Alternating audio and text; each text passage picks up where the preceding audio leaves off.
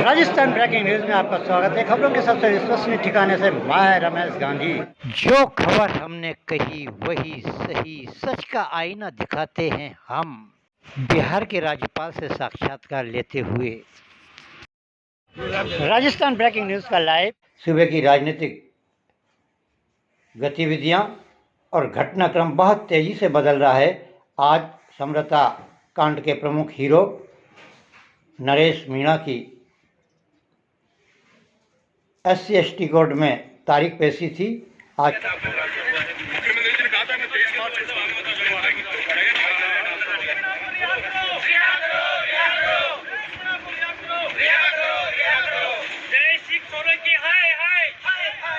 नरेश जी क्या कहना चाहेंगे?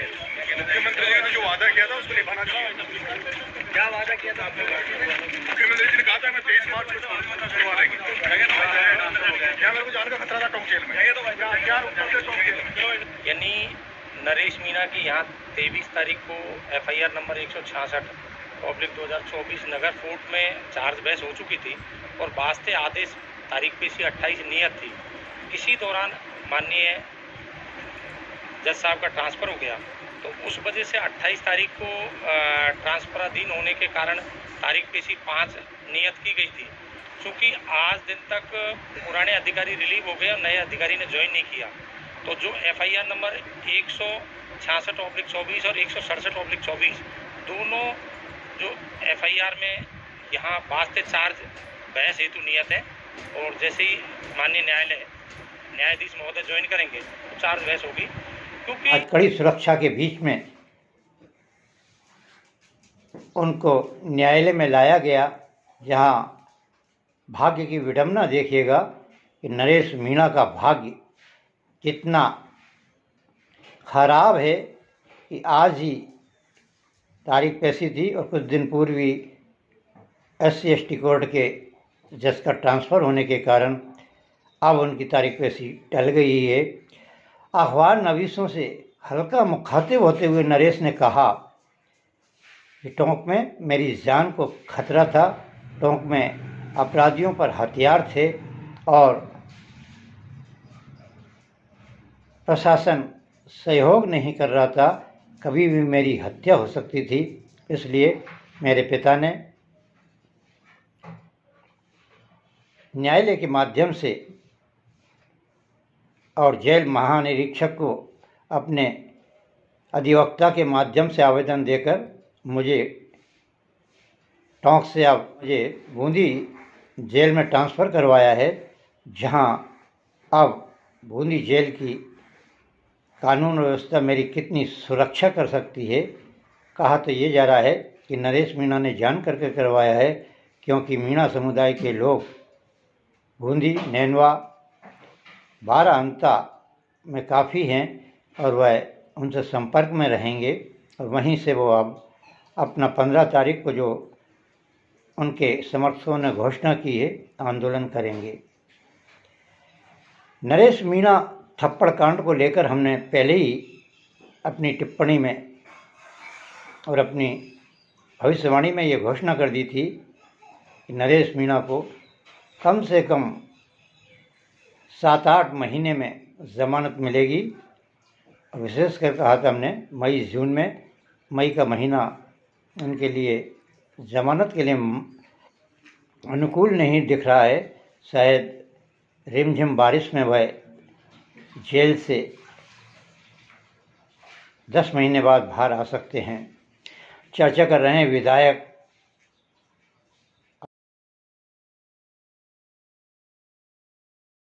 आदिवासी पार्टी के,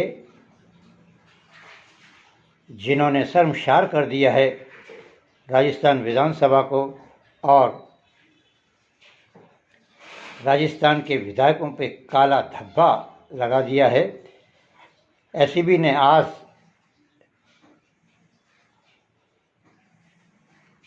KG विधायक से, जो कि पुलिस कस्टडी में पूछताछ की है, और SCB के DGP प्रकाश मेहरा अखबार नवीसियों को DGP प्रकाश मेहरा अखबार नवीसों से मुखातिब होते हुए ये बता रहे हैं कि राशि बरामद नहीं हुई हो तो भी कोई बात नहीं, लेकिन एसीबी के पास पुख्ता सबूत हैं ऑडियो और वीडियो से, जिससे उनको गिरफ्तार किया जा सकता है। वहीं दूसरी ओर कांग्रेस पार्टी के प्रदेश सुप्रीमो और प्रतिपक्षीय नेता आप पार्टी के भ्रष्टाचार के आखंड में डूबे हुए गिरफ्तार हुए विधायक के बचाव पक्ष में आए हैं। गोविंद सिंह डोटासरा ने बहुत ही स्टेडी वाला केस बन गया है। स्टेडी वाला इस मायने में बन गया है कि ये क्वेश्चन बहुत पहले लगाए हुए, क्वेश्चन का जवाब आ गया, सरकार ने उस क्वेश्चन के बाद में वहां पर कोई अवैध खनन नहीं माना, कोई कार्रवाई नहीं की, फिर भी कोई व्यक्ति 2.5 करोड़ देने को तैयार है, 10 करोड़ की बातें चल रही हैं जो डीजी महोदय कह रहे थे। तो ये कुछ साजिश का हिस्सा लग रहा है। लेकिन हमारा ये कहना है, कांग्रेस पार्टी ये कहती है कि कहीं भी भ्रष्टाचार नहीं होना चाहिए। भ्रष्टाचार करता हुआ कोई पकड़ा जाए तो उसको सच सजा सरकारें दें, कोई दिक्कत नहीं है, कोई प्रॉब्लम नहीं है। लेकिन इस केस में हमको समझना पड़ेगा कि किस प्रकार से ये घुमा करके इनकी सदस्यता जो समाप्ति की और इस मामले को ले जा करके और प्रश्न के बहाने की बात कर करके जिस तरीके से ये घुमाया जा रहा है, तो अभी तक प्रारंभिक जांच हुई है, पैसे भी बरामद नहीं हुए हैं। तो ये सारी चीजें जो एसीबी है इसको जांच करने दीजिए और जांच करने के बाद में दूध।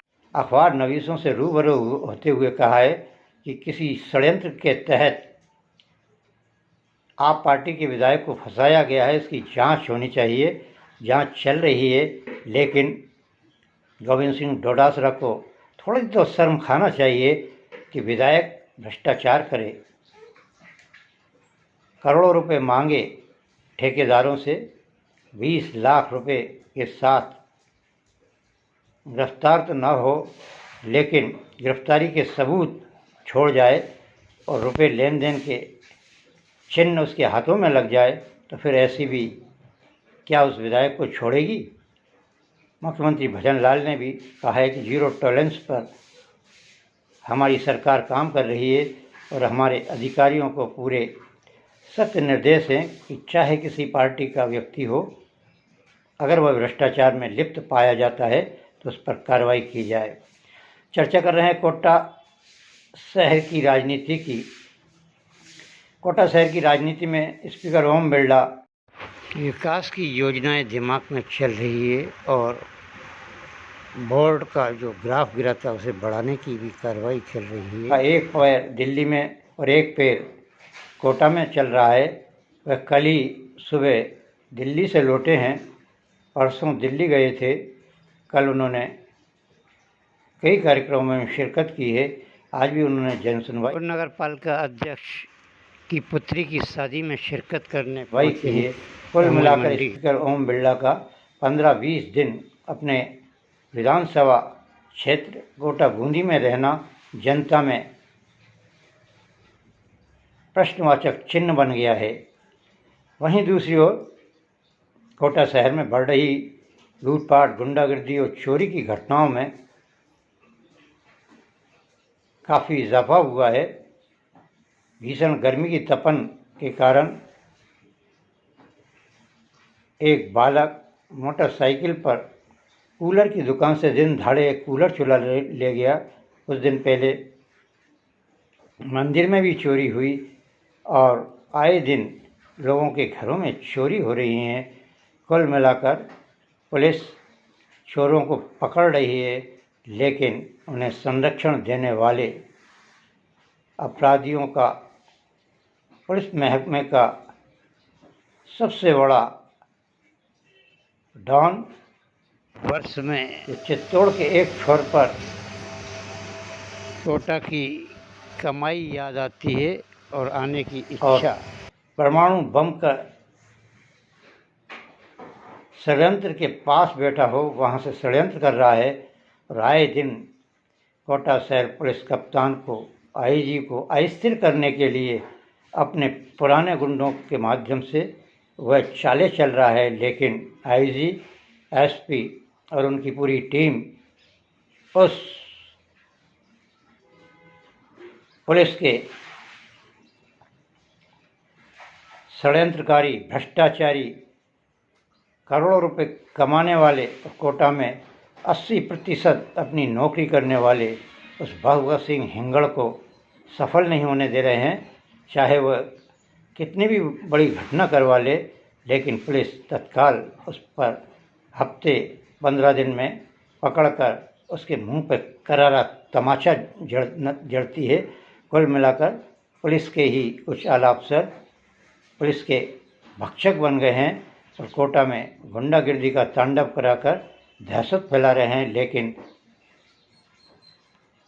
आईजी रविदत्त गौड़ के नेतृत्व में चाहे कोटा, बूंदी, झालावाड़ हो, सब जगह काबू कर गुंडों को जेल में ठूसा जा रहा है।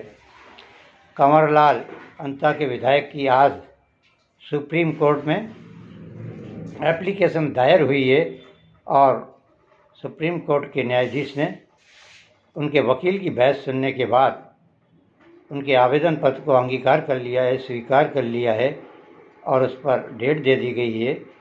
देखिएगा सुप्रीम कोर्ट में उनके वकील ने क्या आर्गूमेंट किए हैं।